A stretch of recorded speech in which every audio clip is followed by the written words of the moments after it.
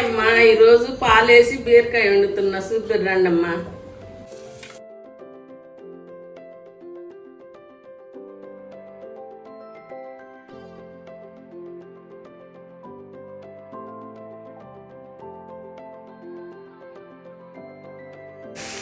కొంచెం ఉప్పు, తొందరగా మెత్తపడతాయి ముక్కలు.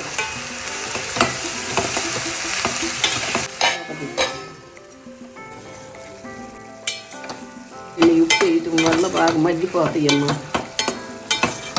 ఒక స్పూన్ పసుపు, ఒక స్పూన్ కారం, ఒక స్పూన్ ధనియాల పొడి, కొంచెం అంత జీలకర్ర పొడి. ఉప్పు ముందేసాయి కదమ్మా, మళ్ళీ సాలకపోతే కొంచెం వేస్తున్నా. కప్పు పాలు, నీళ్ళు.